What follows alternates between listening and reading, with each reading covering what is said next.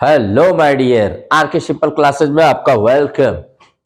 और आज की टाइम को वेस्ट ना करते हुए आपको आपकी मंजिल तक पहुंचाने के लिए let us start today's class. MCQ based GK GS current affairs. First question is Hyderabad किस नदी पर है? ए में है वृषभावती, बी में है मूसी, सी में है क्षिप्रा, डी में है गोदावरी। तो ऑलवेज नो मूसी नदी, बी ऑप्शन इसमें सही है। हैदराबाद जो है वो मूसी नदी पर है। वृषभावती नदी के किनारे कौन सा शहर है? बेंगलुरु, जो राजधानी है कर्नाटका की और जहां पर इसरो का मुख्यालय है। क्षिप्रा, क्षिप्रा नदी के किनारे उज्जैन है और गोदावरी नदी के किनारे हमारा नासिक पड़ता है, जहां मेला भी लगता है। कौन सा भाई? उज्जैन और नासिक दोनों में लगता है महाकुंभ। इसके बाद है ईटानगर किस प्रदेश की राजधानी है? ए में है अरुणाचल प्रदेश, बी में है तेलंगाना, सी में है केरल और डी में है असम। तो आप जानते रहिए Arunachal Pradesh, option A is correct. Arunachal Pradesh की राजधानी क्या है? ईटानगर। तेलंगाना की राजधानी हैदराबाद है। हैदराबाद और सिकंदराबाद को जुड़वा शहर कहा जाता है भारत का। और जो अभी मैंने बताया कि हैदराबाद किस नदी के किनारे? मूसी नदी के किनारे। उसके बाद है केरल। केरल की राजधानी तिरुअनंतपुरम है, पुराना नाम इसका त्रिवेंद्रम था। अभी मोदी जी वहां पर गए थे। इसी केरल में वास्को डिगामा, जिसने भारत की खोज किया था, कोझिकोड, जिसे पुराना नाम कालीकट था, यहीं पर आया था सबसे पहले। असम की राजधानी है दिसपुर, जहां पर आप पाएंगे कि इसके बीचों बीच से ब्रह्मपुत्र नदी बहती है और यहीं पर आप कामाख्या देवी मंदिर, अंबुबाची मेला, ये सब यहीं पर लगता है। ठीक है। नेक्स्ट है 16वें वित्त आयोग। तीसरा क्वेश्चन, 16वें वित्त आयोग के अध्यक्ष अभी हाल ही में कौन बनाए गए हैं? ए में है नीना सिंह, बी में है पनघड़िया, अरविंद पनघड़िया और सी में एस सोमनाथ है और डी में है राहुल रसगोत्रा। तो जानते रहिए भाई कि इसमें जो है ए में जो नीना सिंह है वो नहीं है, इसका बी ऑप्शन सही है। अरविंद पनघड़िया जी अभी 16वें वित्त आयोग के अध्यक्ष बनाए गए हैं। तो नीना सिंह क्या है? ये पहली आईपीएस महिला है, अधिकारी है, जो सीआईएसएफ की चीफ बनाई गई है। एस सोमनाथ इसरो के मुखिया है और राहुल रसगोत्रा ये आईटीबीपी के प्रमुख बनाए गए हैं। तो आप इसको अच्छे से रिमेंबर रखिएगा। फिर उसके बाद है क्वेश्चन नंबर 4, यूएपीए का फुल फॉर्म क्या है? पूरा नाम क्या है? पूछा जाता है एग्जाम में, ऐसे भी क्वेश्चन आते हैं, तो जानते रहिए यूएपीए।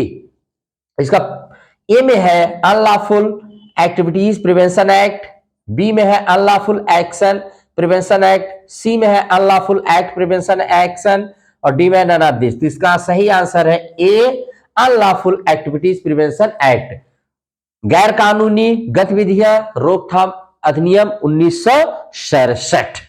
ठीक है, इसमें भी आप जानते रहिएगा, अभी मैंने इसके बारे में आपको पढ़ाया था। इसी के तहत भारत सरकार किसी को आतंकवादी घोषित करती है, अब किसी संस्था को भी कर सकती है। तो इसमें सबसे कठिन कानून अगर भारत का है, यूएपीए कहा जाता है इसको, जानते रहिएगा। कब इसको लागू किया गया था? तो 1965 में पाकिस्तान से और 1962 में चीन के युद्ध के बाद भारत सरकार को ऐसा लगा कि हमारी आंतरिक सुरक्षा के लिए, जिसमें internal security, integrity and sovereignty की बात आती है, उसके तहत भारत सरकार इस कानून को जिसके ऊपर लागू करती है। अभी 2019 में इसमें एक सेक्शन जोड़ा गया है और उसका नाम है सेक्शन 35। यह धारा सरकार को अधिकार देती है कि किसी व्यक्ति विशेष को भी आतंकवादी घोषित कर सकती है। जैसे अभी गोल्डी बरार को किया गया है, जो 56वां आतंकवादी है भारत से, जिसको माने भारत सरकार ने आतंकवादी घोषित किया है। इसमें बहुत सारी धाराएं हैं और उस धाराओं के तहत माने व्यक्ति या संगठन को सरकार घोषित कर सकती है क्या? आतंकवादी संगठन। तो ये जानते रहिए, वेरी वेरी इंपॉर्टेंट है। इसकी हिंदी भी जानते रहिए, इसकी इंग्लिश भी जानते रहिएगा। और लास्ट क्वेश्चन है भद्रवाह उत्सव अभी हाल ही में कहां हुआ था?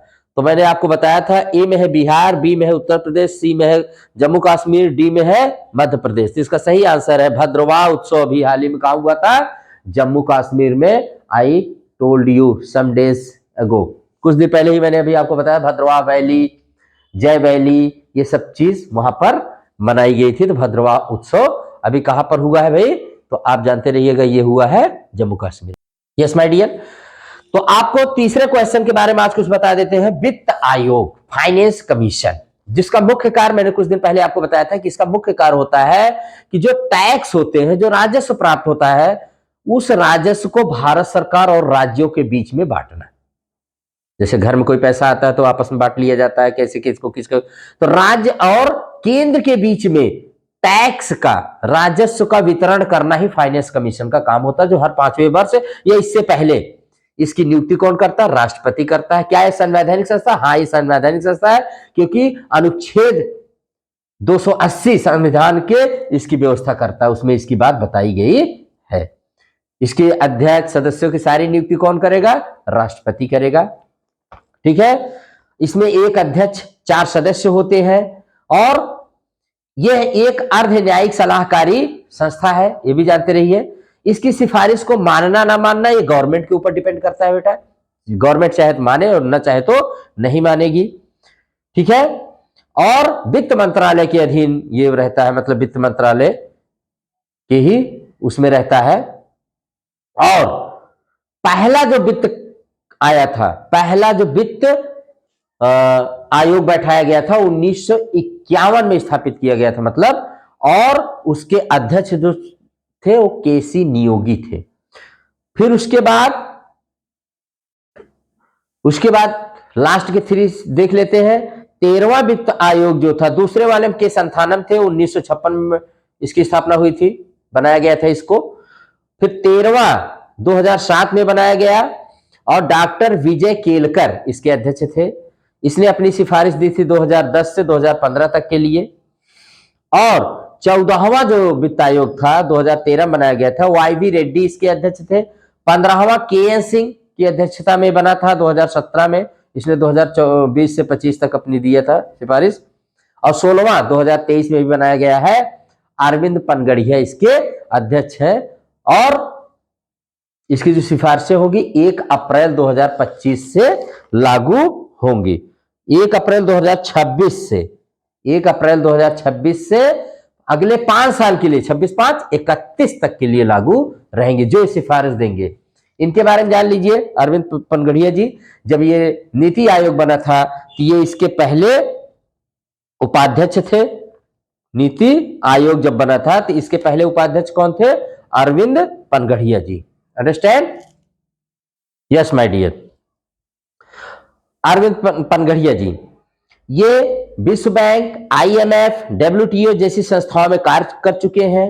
30 सितंबर 1952 को इनका जन्म हुआ था, और आंध्र प्रदेश में जन्मे। ठीक है, और न्यूयॉर्क की कोलंबिया यूनिवर्सिटी में इकोनॉमिक्स के प्रोफेसर हैं। ADB में टॉप के इकोनॉमिस्ट रहे, एशियन डेवलपमेंट विकास बैंक में, और केंद्र सरकार ने इनको अभी बनाया ही है, मैंने कहा। तो 1 अप्रैल 2026 से इसके अगले 5 सालों तक ये लागू होगा। तो ये जानकारी रही आपकी इस वित्त आयोग के बारे में।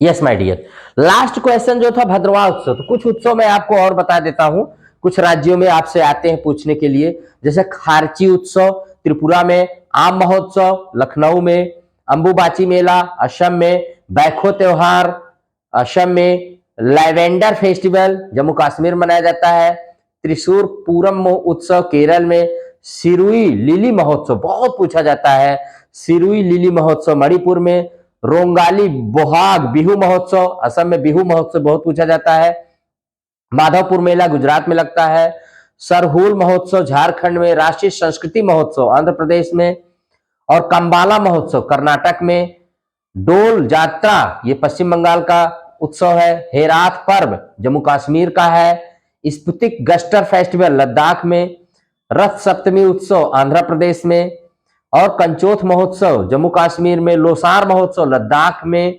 और लोसांग महोत्सव सिक्किम में, कचाई लेमन महोत्सव मणिपुर में, जल्लीकट्टू महोत्सव तमिलनाडु में मनाया जाता है, शिल्पग्राम महोत्सव उदयपुर राजस्थान में, हॉर्नबिल महोत्सव हमेशा जानते रहिए नागालैंड में, पुष्कर महोत्सव इसमें दिखा रहा है जम्मू कश्मीर में, अलग पुष्कर महोत्सव वहां पर भी होता है।